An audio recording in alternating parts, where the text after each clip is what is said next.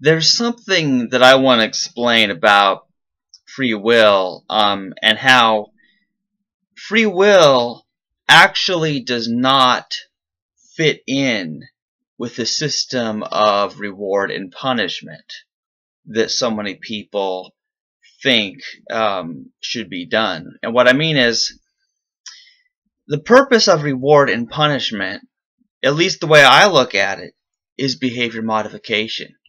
Basically, it's deterministic. The idea that if someone is rewarded for what they do, that will motivate them to keep doing it. And if they're punished for something that they do, that discourages them from doing it. Now, what's dangerous about this is that if somebody is continuously rewarded for doing something bad, something harmful, well, then they will keep doing it. And if they're punished for doing something good, something that helps people, well, they might be discouraged from doing it. And so, even though the foundation for morality is really the hedonic imperative, where people feel good or bad about something that they do, that it's really about, this is good because it gives me or someone else pleasure, makes them feel good, or it's bad because it makes me or someone else feel bad, pain, you know. And that's the foundation for morality. It's very simple to understand. And then, you know, people come up with stuff like, well, what if it gives one person pleasure to cause somebody else pain? And I'm like, well, that's sick. And what it means is, just because we may not be making choices of a free will or anything like that, just a causal will, that doesn't mean that if somebody's hurting me, I mean, if somebody is punching me in the face, that doesn't mean that I'm going to let them do it just because they don't have a free will, and that they, for whatever reason, are caused to want to punch me in the face. I would try to stop them. Why? Because it hurts. But the important thing about understanding that this whole free will thing doesn't work, it's not true, and that determinism and causality basically is true, and that's the way things work. What it means is that we have a better foundation for morality, that we have a higher purpose for laws, for reward or punishment. But one important key thing to understand about this is that this means that the idea of an eternal punishment or eternal reward based on what somebody does or believes or something like that doesn't make sense, because a reward or punishment that lasts forever is basically one where a person cannot learn from their mistakes. And that's what I admire about people, is they realize they're wrong about something. They did the wrong thing. And then they change as soon as they're awakened to it. And, you know, people justify what they do. They try to make up excuses for why they did something. And a lot of times they're right. And given that people work based on the knowledge they have, a lot of times killing that I see as unnecessary, pain that I see as unnecessary, somebody else may believe that it is necessary because that's what they were taught. Now, I'm going to tell them they're wrong.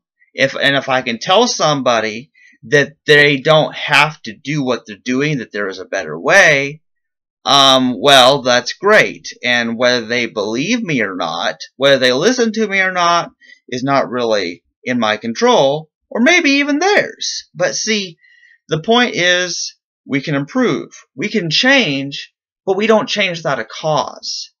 If we realize that our behavior is caused by a false belief, and we get over that false belief, well, then we can do better in the future. So, it's great. We can improve, we can do better, and it doesn't require free will. It doesn't require us to be able to choose without prior causes, because we can't do that. you can't choose anything because it depends on your existence. And your existence depends on people having sex to produce you in the first place. And it also requires you to not be killed up till the present moment. And since obviously we don't control who has sex, or whether they abort us or not, or whether they kill us after we're born, since we don't choose that, it just means simple things like, I can't take credit or blame entirely, really, for what I'm doing. Like, I mean, or can I? Like, it's freaky when you think about that.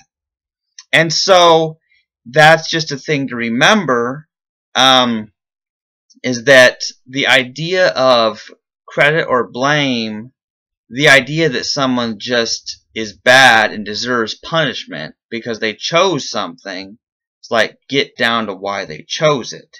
It could be that you, unknowingly, might be causing someone else to do something that you don't want them to do. And I've made that mistake, because I'll say something that, while I believe it and I think it's true, somebody else takes something I said wrong, and I didn't know that they were going to take it wrong. See, that's the whole point of it, is I don't know how other people are going to react.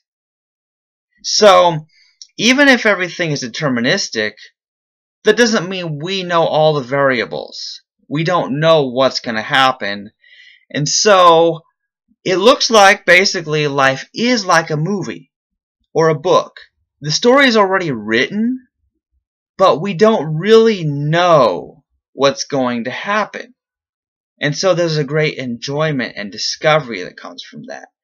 Because when somebody is studying something, when they're learning about history or biology or studying whatever happens in outer space, I don't know what you call that, astronomy or something. See, I don't even know that.